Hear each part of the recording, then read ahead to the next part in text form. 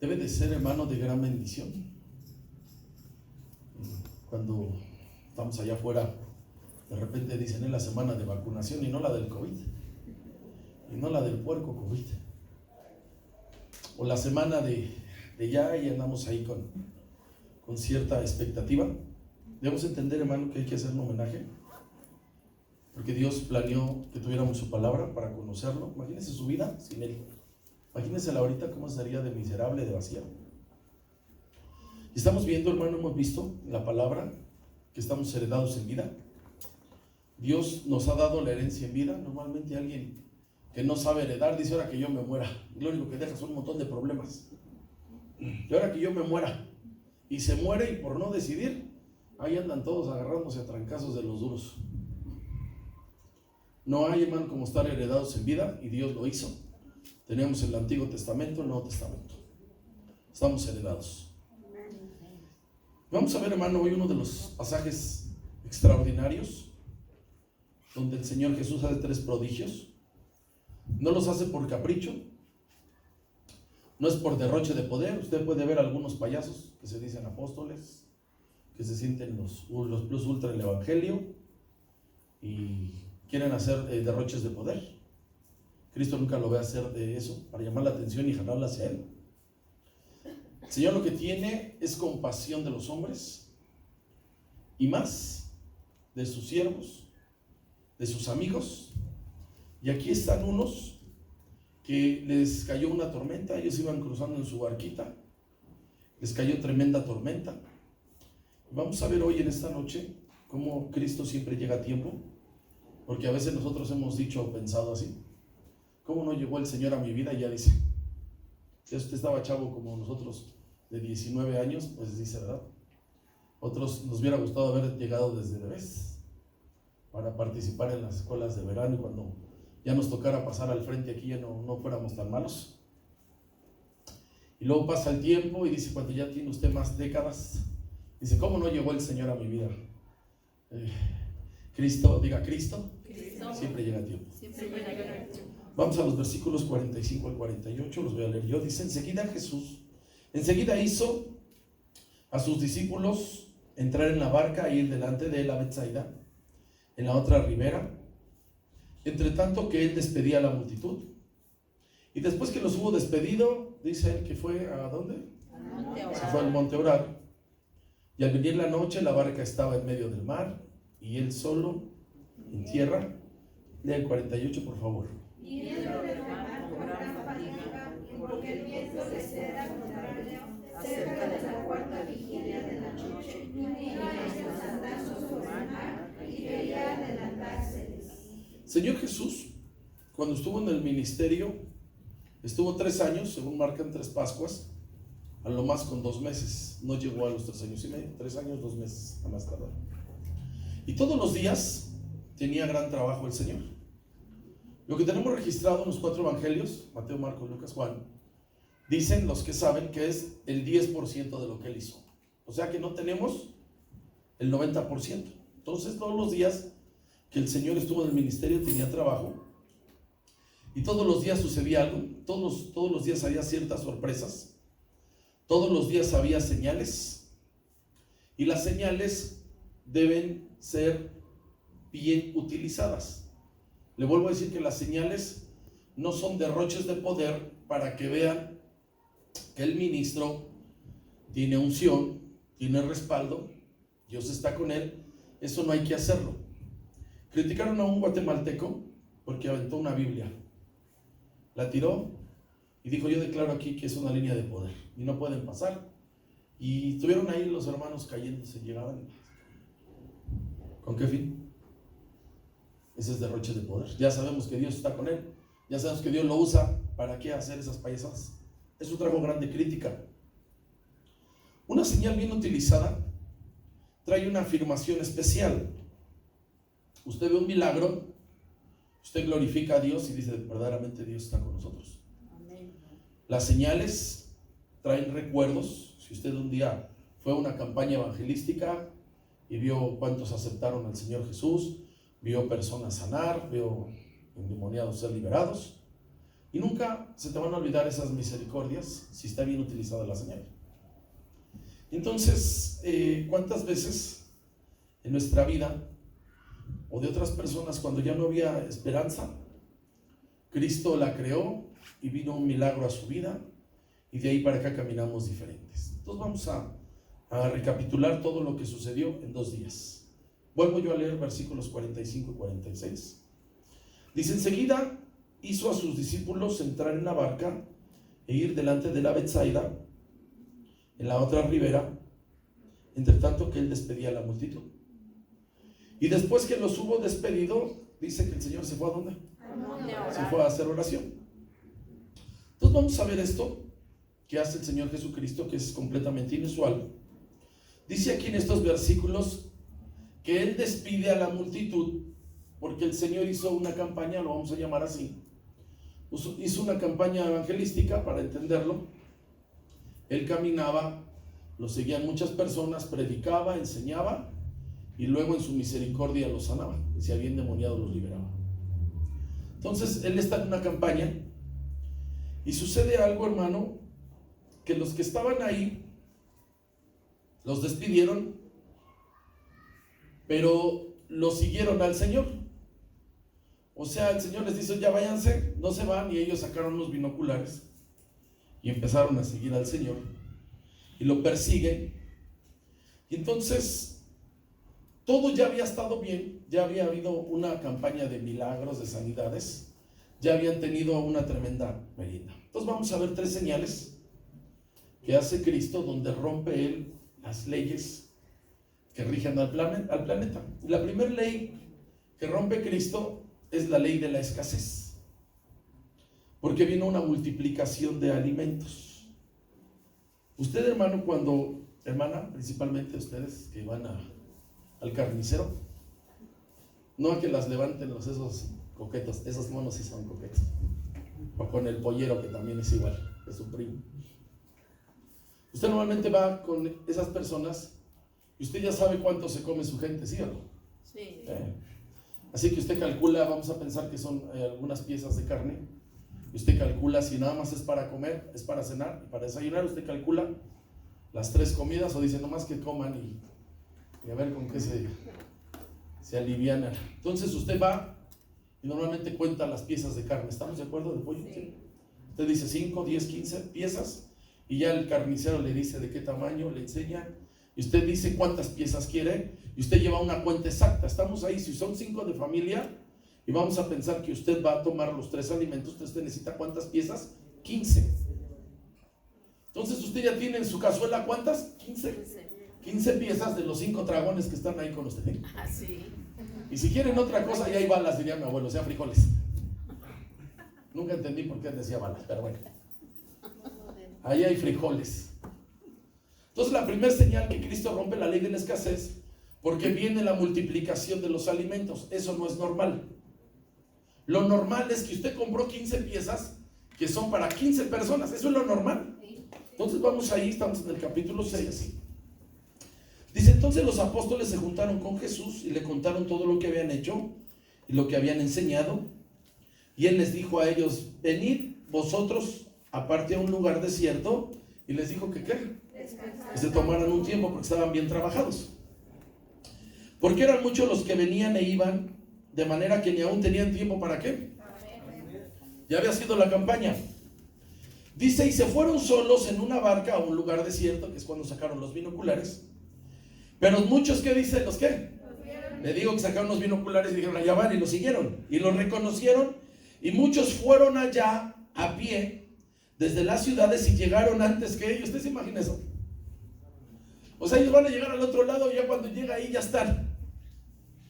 Y se juntaron a él, y salió Jesús y vio una gran multitud, y tuvo compasión de ellos, porque eran como ovejas que no tenían pastor, y comenzó a enseñarles muchas cosas. Ya se había acabado la campaña, ya los habían sanado, ya les habían dado la palabra. Dice: cuando ya era muy avanzada la hora, sus discípulos se acercaron diciéndole a él: Señor, ya bájale al mensaje. El lugar es desierto y la hora ya muy avanzada, o sea, ya eran más de las 6 de la tarde. Despídelos para que se vayan a los campos de las aldeas alrededor y compren pan, pues no traen de comer, y el Señor se le ocurre y dice, pues ¿qué creen? Ahora yo los invito. Amén. Y respondiendo él les dijo, pues denles ustedes de comer. Y ellos le dijeron, no, que vayamos y que compremos por 200 denarios y les demos de comer. ¿No estaban entendiendo? Y el Señor les dijo, ¿cuántos panes tenéis? Id y vedlo. Y al saberlo dijeron, ¿cuántos panes? 5 y 2 peces. Para 5,000, ¿verdad? Dice ahí en el encabezado que era la alimentación de los 5,000 varones. ¿Usted cree que eso le sirve a alguien? No. Los peces eran del tamaño de, ¿conoce la sardina? Diría mi hermanito Nachito, dice eso apenas, y para mí dice 5 panes, así como los bollitos esos del Kentucky Fried Chicken, o de, como dice la abuelita, el pollo Kentucky, con 2 pececitos. Y les mandó que hiciesen recostar a todos por grupos sobre la hierba verde. Se recostaron por grupos y los organizaron de 100 en 100 y de 50 en 50. Entonces tomó los 5 panes y los 2 peces y levantando los ojos al cielo los bendijo, los partió los panes, dio a sus discípulos para que los pusiesen delante y repartió los 2 peces entre ¿cuántos? Todos. Y comieron todos. ¿Y qué dice? Porque alguien diría, nada más comí poquito. ¿Qué dice? ¿Cómo, hermano? O sea que fue hasta decir, ay, ya no, ahora tráiganme un chicle. Recogieron de los pedazos 12 cestas llenas, y de lo que sobró de los peces, ¿usted se imagina? Y los que comieron eran ¿cuántos? 5,000 hombres. Eso es romper las leyes que rigen al planeta. Eso no es normal. 5 panes y ¿cuánto? 2 peces. 2 peces. Ese es poder, hermano. Amén. Amén. Yo le pregunto, ¿en su casa pasa eso? ¿Usted qué cree? Sí, amén. Amén. ¿No nos ve cómo tragan de sí? Bueno, ¿cómo come? No se espante. Pero hay algo que hace el Señor, hermano: multiplica, limpia los alimentos y nos da contentamiento. Amén. Amén. No todo acabó ahí. Todavía los primeros versículos que leímos, el Señor se queda a despedir la multitud. O sea, saludó a cientos. Dice que eran 5,000 varones. O sea, la comida era para más, porque no contaron a las mujeres y a los niños. Entonces, hermano, como los discípulos ya traían la pila baja, los envía el Señor a Betsaida para que se fueran a descansar. La ciudad de Betsaida quiere decir lugar de descanso. Es como si ahorita dijeran antes, ¿verdad? Cuando era Cuernavaca, váyanse allá a Cuernavaca, allá está el sol y cualquier casa tiene alberca. Se váyanse a Betsaida, casa de descanso, casa de seguridad. Ahí los envía el Señor, pero no pueden llegar pronto porque viene tremenda tormenta. Y entonces ellos los envía y hace algo el Señor tierno, algo amoroso, que se queda a despedir a las personas de mano, de abrazo, tal vez de beso. Si hubiera visto fotos, pues también se sacaba, pero no había. Este milagro de la alimentación de los 5,000 lo registran los 4 evangelios y cada uno le da una óptica. Este de Marcos posiblemente omitió lo que Juan dice. Cada evangelio que habla de la vida y obra del Señor Jesús, aunque hay unos pasajes parecidos, hay unas expresiones que tienen una óptica diferente. Aquí dice en Marcos que el Señor se quedó, que los despidió y luego él se fue ¿a dónde? A orar. Y Juan dice que esa gente, al ver la señal, se quiso apoderar de él y hacerlo rey después de toda esa señal. Mire, vamos a Juan 6. Recogieron pues y llenaron 12 cestas de pedazos, que de los 5 panes de cebada sobraron de lo que habían comido. Aquí está el metáfora, hasta aquí está bien. Dice el 14, dice: aquellos hombres entonces, viendo la señal que Jesús había hecho, dijeron: este verdaderamente es el profeta que había de venir al mundo. Lea el 15, por favor.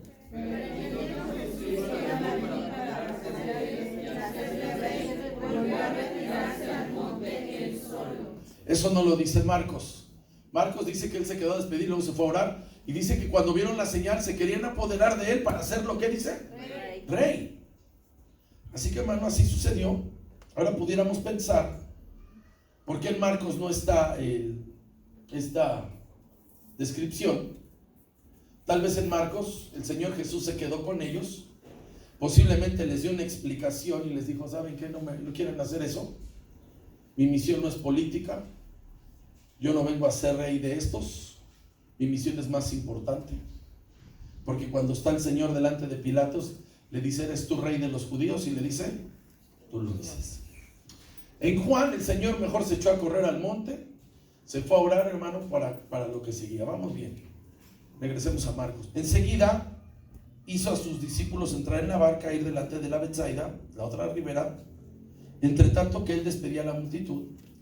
Y después que los hubo despedido, se fue al monte a orar. Si me ayuda con el 47, por favor. Y al venir la noche, la barca estaba en medio del mar y él solo en tierra. Siempre, hermano, va a ser importante que sepamos que el Señor es la fuente de nuestra energía. Usted puede hacer las 20,000 recomendaciones y tómate tu jugo verde, de veras, tómate ese jugo verde. Y tómate y cómete y hazte, está bien. O vacaciona, o relájate. Ve, aunque sea a las plazas esas ahí a codiciarte, compras el helado Nutriza, no sé cuánto cueste ya, pero bueno, ahí andas codiciando, ¿sí? Con la familia Miranda. Tanto, hermano, en lo físico como en lo emocional y en lo espiritual, Dios es el que nos recarga las fuerzas. Amén. Para que no digan, ¿verdad? Y te vean, hace mucho salimos. Me dicen de hermana, le cayeron bien las vacaciones, mire qué sonrisota trae. Uno que siempre la pasa bien, no sé de dónde sacan esas cosas. ¿Cuál es el secreto, hermano, para nosotros estar bien? Está bien sencillo. Introdúcete a la presencia de Dios. Punto. Moisés era una persona mayor de 120 años y subía el monte que tiene 5,000 metros. Porque usted dice el Peñón Viejo no tiene 500 metros. 5,000 metros se subía Moisés. Y dice que sus ojos, dice no sé qué, no usaba lentes. Mire, uno con mucho menos edad, con 80 años menos que él. Para que no digan, hermano, que es tu alimentación y que desde que te hiciste vegano, desde que comes verduras y desde que no, que porque consumes mucho aguacate y que por eso tienes esa piel que está más áspera que una alfombra persa. La arena que está en el mar está más suavecita que... ¿Cuál es el secreto?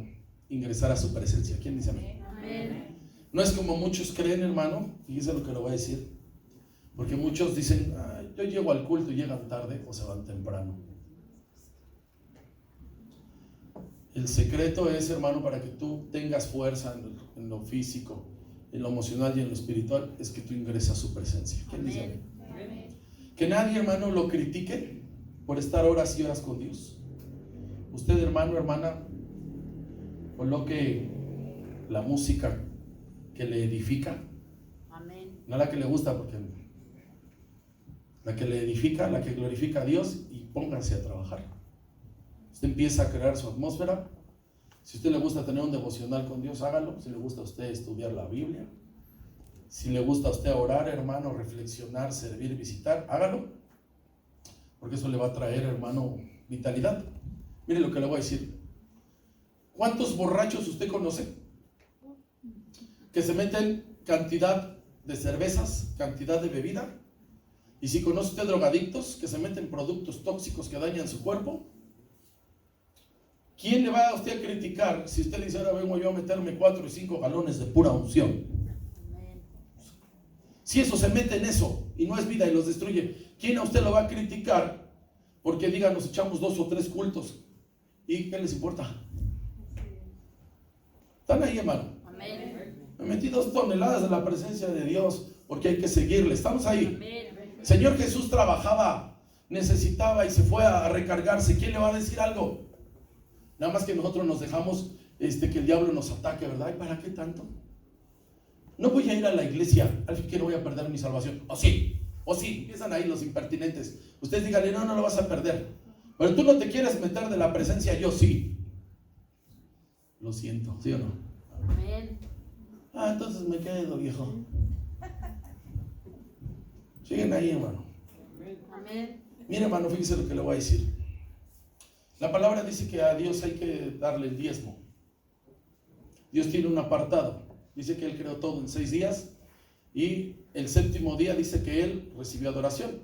O sea, hay un día a la semana, diga el diezmo. Vamos a hablar del tiempo nada más. Son 7 días, entonces para el Señor ese diezmo es un día. Si usted le quiere ofrendar a otros, eso ya queda en usted. Pero por día, ¿cuánto sería el diezmo entonces? Si a la semana es un día, al día, a las 24 horas, ¿cuánto es el diezmo? 2 horas 40 minutos. ¿Cuánta gente usted conoce que no se levanta si no se echó su película o sus 3 telenovelas, su partidito de 2 horas y ahora las redes sociales? No digan amén, los chavos. Estamos ahí, hermano. ¿Cuál es el secreto? Diga ingresar a la presencia y que los demás digan lo que quieran. Alguien dice: es que nos estuvimos desvelando ahí con toda la bola de majaderos. Ese es su problema. Dicen: ya vas a desayunar. Sí, me voy a echar un salmito. Siguen ahí, hermano. Este milagro que acabamos de ver, esta señal de la multiplicación de los alimentos, se cree que se realizó en los meses marzo y abril porque estaba crecida la hierba. Versículos 39 y 40. Dice: les mandó que hiciesen que se recostara a todos por grupos. ¿Sobre qué? Sobre la hierba verde. Y se recostaron por grupos de 100 y de 50. Entonces se cree que fue entre marzo y abril. Y esto, según los que estudian, es la segunda Pascua. Siempre que cae la Pascua, usted no se ha dado cuenta, o sí se da cuenta, que a veces cae en marzo y a veces en abril. Usted dice: ¿por qué está? Es bien sencillo, porque es el calendario del judío, no es el nuestro. Es el calendario judío, que está así. Entonces se conoce como la primavera. En la palabra no está bien. Aquí nada más dice que el Señor hay 2 estaciones, verano e invierno. Entonces ahí está. Primer prodigio, primer milagro. Rompe el Señor la ley de lo natural. Multiplica de 7 piezas, hermano, para que comieran más de 10,000 personas. Eso es poder. Es un Dios poderoso. Número 2. Estamos hablando de la palabra de Dios. Tiene el poder para romper las leyes que rigen al planeta. Eso, hermano, no se ha visto en ningún lado. Hay multiplicación de alimentos, sí, pero nunca como las que el Señor hizo. Número 2. Señal número 2. Señor Jesucristo rompe la ley de la gravedad. La ley de la gravedad, hermano, es efectiva. Efectivísima. Dice: te resbalaste. No, tu mugroso peso te ganó. La ley de la gravedad no falla más que saliendo de la atmósfera. La atmósfera avienta todos los cuerpos. No es que no me pueda agachar, es que no quiero. No falla la ley de la gravedad. Nada más estamos viendo si mi hermana obedece.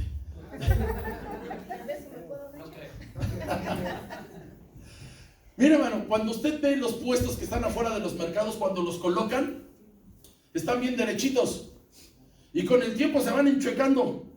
Dice: ¿qué fue lo que pasó aquí? Diga: la ley de la gravedad. Usted de repente ve una de esas azoteas de esas que están bien feas. Hicieron un cuarto bien feo, subieron un montón de porquerías y se empieza todo a enchuecar y a caer. Dice: oye, se me cayó eso. Diga: la ley de la gravedad. La ley de la gravedad no falla. Debajo del agua usted puede ver cómo el mar. Yo fui a hacer un experimento hace 8 días. Amén. Llega el agua, revolotea en la arena y rápido la arena desciende. No falla la ley de la gravedad, es efectivísima. Bueno, hasta no dicen, ¿verdad? Todo cae por su propio peso, no dicen así. O todo lo que sube debe de bajar, eso todos lo sabemos. Dios colocó la ley de la gravedad para que los elementos que están colocados no salgan disparados. Usted deja algo ahí y ahí se queda. Un cabello se cae. Y usted dice: ni pesa nada, cae. La ley de la gravedad es bien efectiva. Dios lo permitió para que todo estuviera quieto, pero el Señor, como tiene poder, Él la hace pedazos. Estamos ahí en Marcos 6. Dice, viéndoles remar con gran, ¿qué dice? Fatiga, en medio del mar, y él estaba, ¿cómo dice? Estamos ahí en el 48. Dice, viéndoles remar con gran fatiga, porque el viento les era contrario, cerca de la cuarta vigilia de la noche, vino a ellos andando sobre el mar y quería adelantárseles. Y viéndoles ellos andar sobre el mar, pensaron que era, dice la versión de que era un espíritu. ¡Ay! Gritaron. ¡Ay, viene tu suegra! Aguanta, jefa, déjame chambear.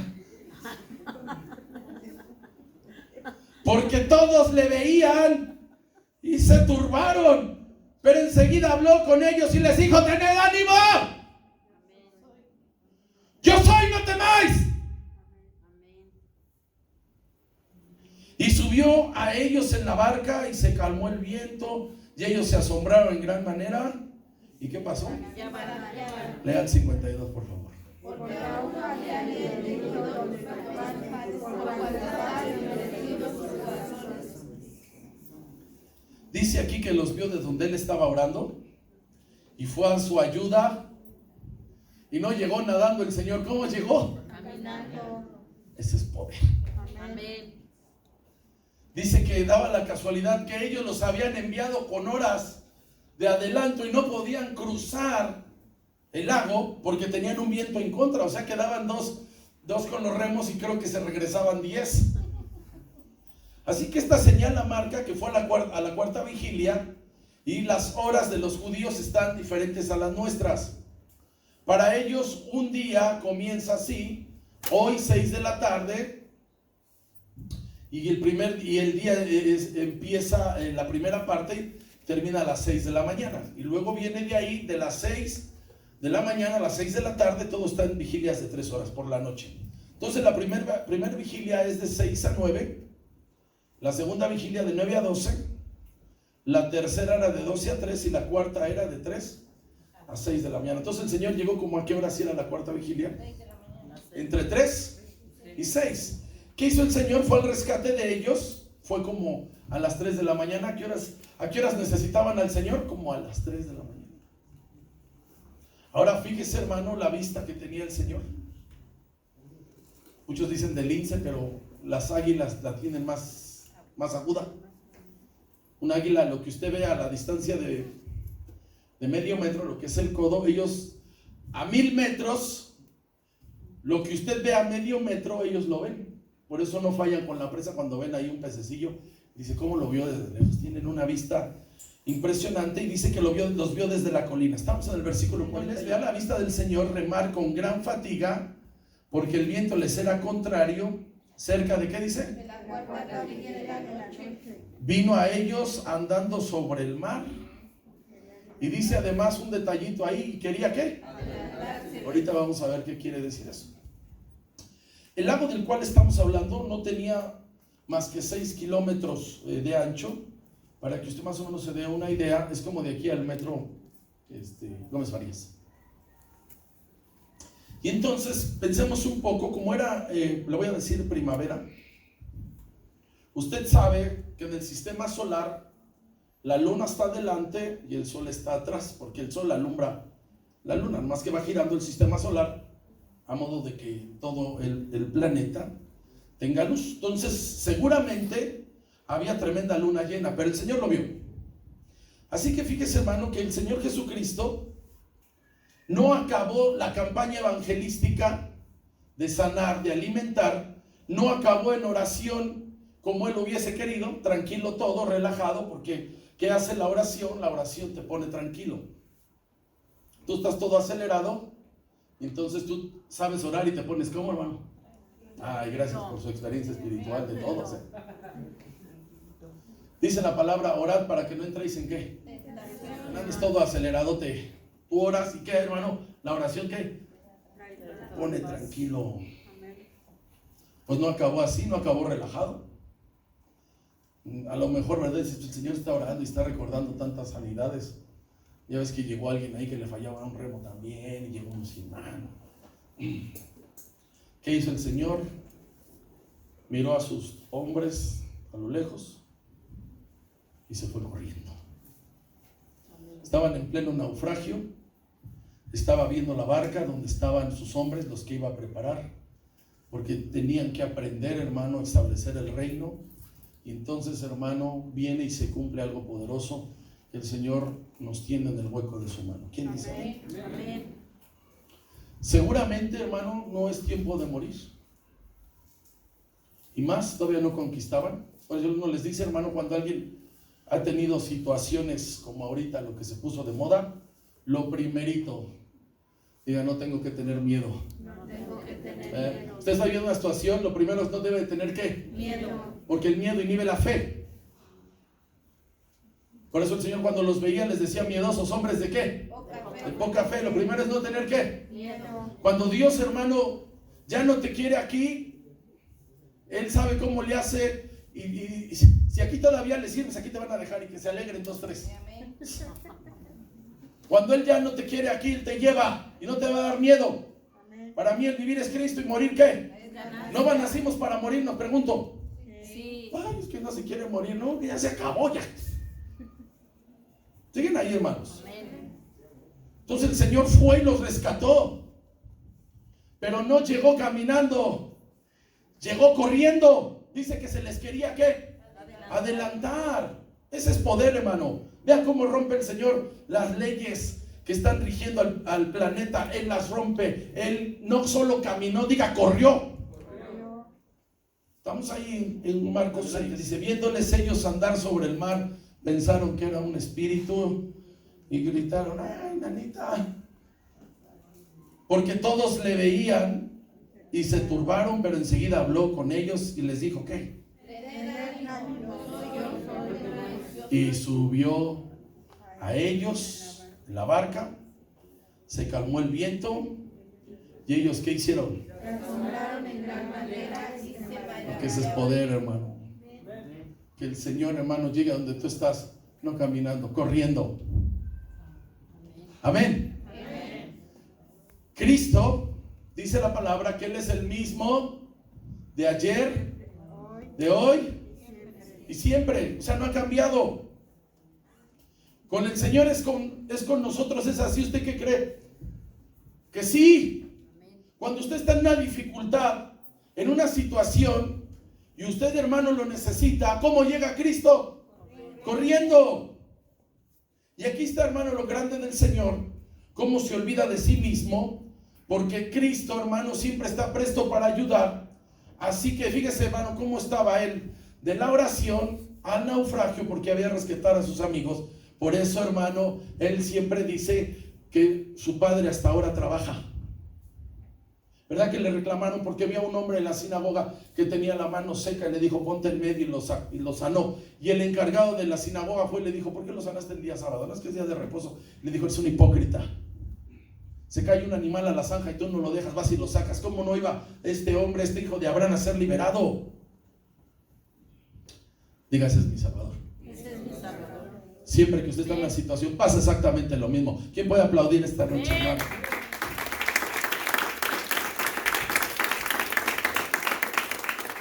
Tú sigues clamando y no importa que sea alta mar. Él llega, hermano, porque para Él, hermano, la necesidad humana siempre es prioridad. Amén. Somos de su propiedad. Por eso cuando los fariseos le dijeron, te queremos preguntar con qué autoridades haces estas cosas. Y Él les dijo, yo les voy a preguntar algo. Si ustedes me contestan por qué cuando David se metió, cuando traía a los 400 esos pillos, los olvidados, se metieron al templo y se comieron el pan, que está prohibido porque se morían, dice, ¿por qué no les pasó nada? Porque primero es la necesidad humana. Esos hombres traían hambre. Y así para nosotros Dios está pendiente de nuestras necesidades, y cuando Él, hermano, lo quiere, cuando Él, hermano, lo permite, llega corriendo. A veces nos deja un poco más, pero de que llega, llega. Entonces aquí están sus amigos, aquí están sus discípulos, aquí están sus siervos, tienen dificultades, y entonces, hermano, asegúrese que llega porque llega. Amén. Nada más, hermano, que Él sabe el momento. Dice el Salmo 27, dice versículo 1, Jehová es mi luz y mi salvación, ¿de quién temeré? Jehová es la fortaleza de mi vida, ¿de quién he de atemorizarme? Cuando se juntaron contra mí los malignos, mis angustiadores y mis enemigos para comer mis carnes, ellos tropezaron y cayeron. 3, léalo ahí. Aunque un ejército acampe contra mí, no temerá mi corazón. Aunque contra mí se levante guerra, yo estaré confiado.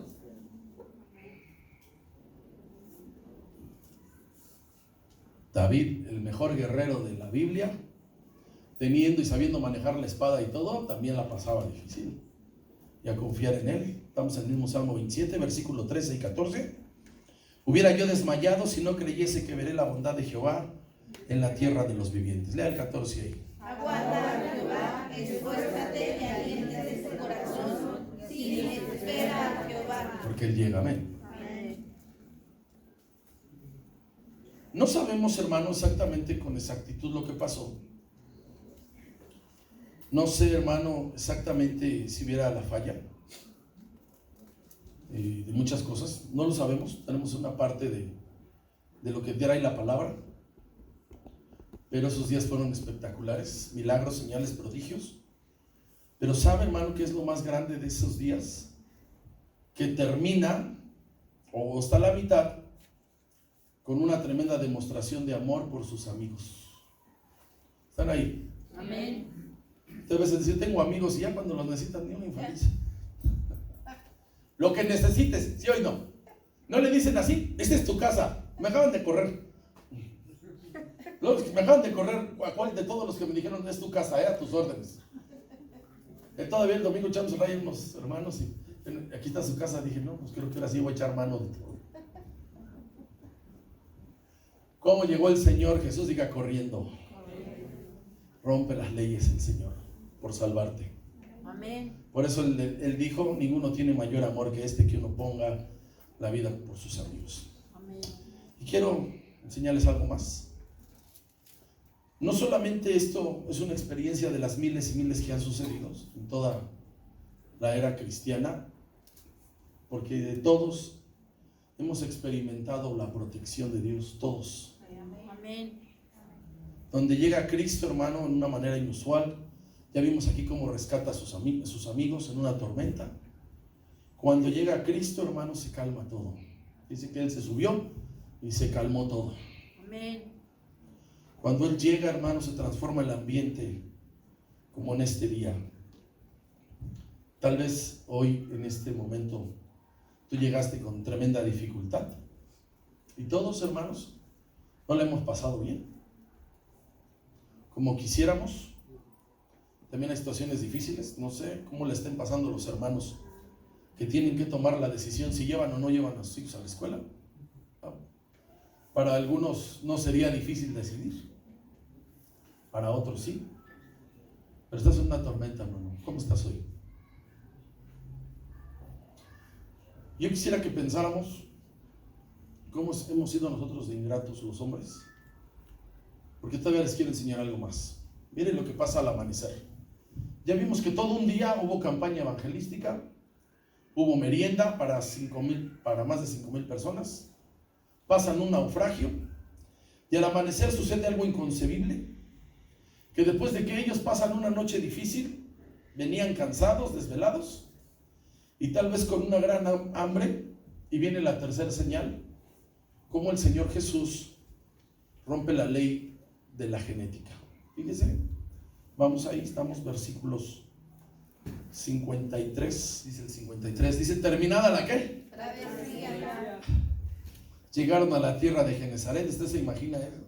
Después de que ya vienen cansados de tanto remar, y arribaron a la orilla, y saliendo ellos de la barca, ¿usted se imagina todo lo que ya están bien tranqueados y cansados? Enseguida la gente, ¿qué dice? Se reconoció. Y recorriendo toda la tierra de alrededor, comenzaron a traer de todas partes enfermos en lechos de donde oían ¿qué? Que estaba. Lea 56, por favor.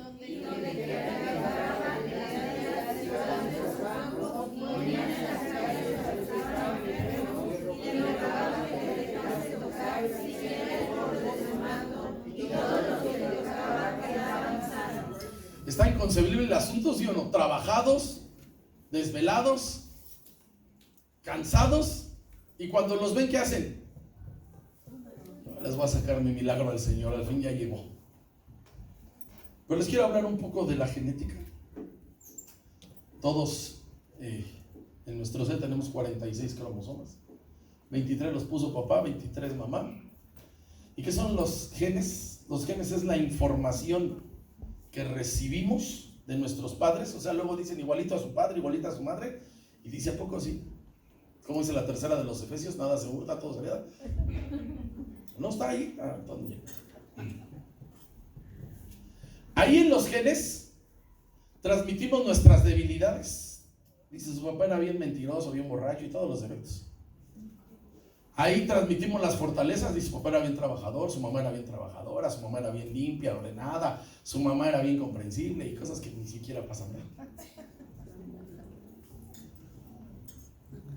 Ahí van en los genes, van habilidades. Dice, el papá y el abuelo eran herreros, eran carpinteros, eran mecánicos. Ahí vienen, diga, información. Y también en los genes están las enfermedades. Usted ha oído este mito que dicen, es que se espantó y le vino la diabetes. Nada, ya estaba en tus genes, ahí se te detonó. Eso es diferente. Ya, bueno, está Ludovico cuando perdió la final del Cruz Azul. Seguro que ahí se te detona una. Entonces viene un susto, viene algo y se te detona. No vino de afuera, está en tus genes. Entonces cuando tú llegas al Señor, dice, ¿por qué está enfermo? Le preguntaron al Señor, ¿quién pecó, él o sus padres? No, están en los genes. Y entonces no hay cómo transmitir. Tú estás bien sano y viene el de repente. Entonces lo que hace el Señor bajo su misericordia, te sana. Amén. Eso es romper la ley de la genética. Amén. Y a veces sucede, hermano, que los cristianos no entienden las cosas o están mal. Y una de esas que no entienden los cristianos, cuando te haces ministro y descubres lo que Dios te ha dado, no es para beneficio propio. O sea, ahí le va. El árbol de guayaba no sabe a qué sabe. Viene otro y dice, ¿qué guayaba? Y te la presta, ¿sí o no? El árbol que da naranja, el árbol no sabe a qué sabe. Y alguien llega y dice, ya está la naranja, presta ¿quién es el beneficiado? Otro. Así pasa exactamente con los dones y el ministerio. Tú no sabes a qué sabe. Tú solamente das de los que tienes. O sea, la unción no es para beneficio. Y cuando esos bajaron de la barca, traían toda la unción y dijeron, presta para la orquesta. Primera carta de Pedro, capítulo 4. Dice, cada uno según el don que ha recibido. ¿Qué dice? ¿Qué es ministrar? Servir. ¿Qué es ministrar? ¿Qué es ministrar? Dice aquí, cada uno según el don que ha recibido, ¿qué? Sírvanlo a otros como buenos administradores de la multiforme. Yo le he dicho esto, hermano, que la mejor traducción de unción no es el poder para hacer la obra. La unción tiene que ver con trabajo. Entre más unción tienes, entre más unción aperas, más trabajo tienes. Le doy un ejemplo. Moisés tenía una gran unción y dice que él juzgaba al pueblo desde la mañana hasta ¿qué horas?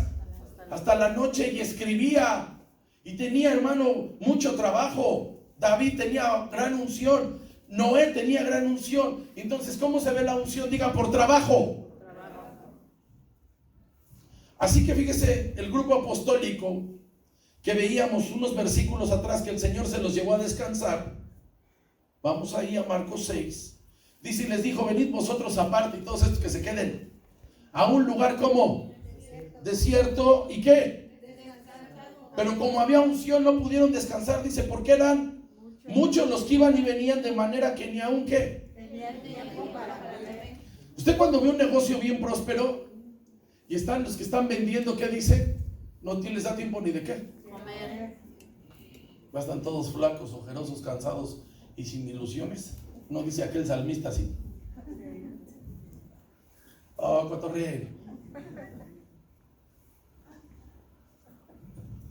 Entonces fíjese cómo está aquí. El grupo apostólico, su intención era tomaran un día de relax Y sabe, vinieron 2 días altamente difíciles en cuanto a actividad. Ya vimos la campaña evangelística, ya vimos el naufragio en la madrugada, y no acaba todo ahí. En cuanto son reconocidos de inmediato, comenzaron las peticiones hacia Él. No tuvieron descanso y tranquilidad. Demostraciones de que como Cristo tiene el poder para hacer y deshacer. ¿Quién dice amén? Diga multiplicación de alimentos, caminar sobre el agua y dominio sobre toda enfermedad. Ese es poder. ¿Cuántos pueden aplaudir, hermanos?